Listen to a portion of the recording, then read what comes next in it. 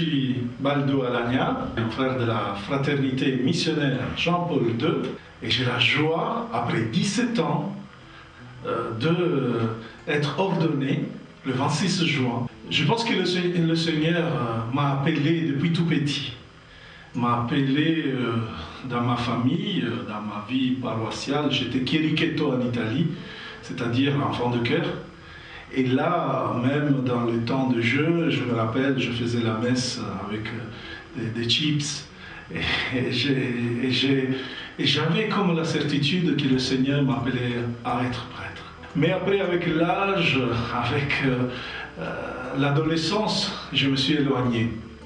Et j'ai fréquenté des amis qui étaient proches d'un mouvement politique, philosophique, qui était marqué par l'athéisme militant. Et à un certain moment, je me suis retrouvé moi-même à collaborer avec eux en Sicile, où j'étais, pour pouvoir dénoncer certaines choses, certains maux de la société sicilienne, surtout la mentalité mafieuse. Et je me suis retrouvé à collaborer avec quelques journaux, une télé, une radio.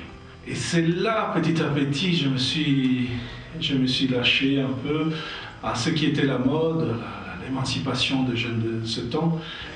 Et je cherchais quelque chose, mais finalement, je ne savais pas quoi. Et en même temps, je n'étais pas trop à l'aise à l'église. Donc, à un certain moment, j'ai la quitté. J'ai quitté l'église, j'ai quitté tout ce qui pouvait me rappeler, surtout l'institution de l'église. Les prêtres. Et donc, à un certain moment, je me suis mis même à critiquer dans les journaux les prêtres, les évêques.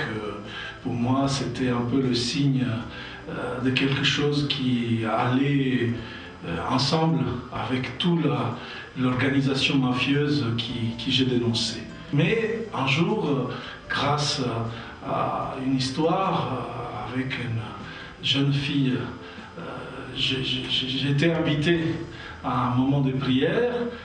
Donc bon, j'étais athée, je ne voulais pas, et elle m'a pris au piège parce qu'elle m'a dit je viens avec toi au foot, bien, moi j'aimerais bien que toi tu viennes avec moi à la prière. Donc je suis allé et là j'avais envie de critiquer tout, j'avais envie de dire voilà qu'à l'église on fait du lavage du cerveau, de la manipulation, mais effectivement il n'y avait pas tout ça. Et surtout, à partir de ce moment-là, je me suis senti libre. J'ai commencé à me poser beaucoup de questions.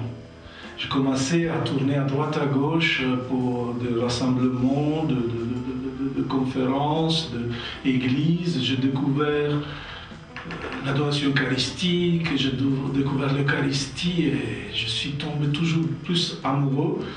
Et des journalistes de mauvaises nouvelles, de dénonces, de quelqu'un qui militait pour détruire, je me suis retrouvé à évangélisateur, annonciateur de la bonne nouvelle. Quelle nouvelle? Qui est le Christ qui a sauvé chacun de nous. C'est pour cela que j'ai dit maintenant, après tout ce temps, j'ai fait un bon parcours qui parfois peut sembler long, parfois peut sembler dur, mais aujourd'hui je dis que c'est magnifique parce que être prêtre c'est aussi être la continuité de ce Jésus qui se donne. Quand le jour arrivera, je ne sais pas si je vais mourir parce que c'est un grand mystère.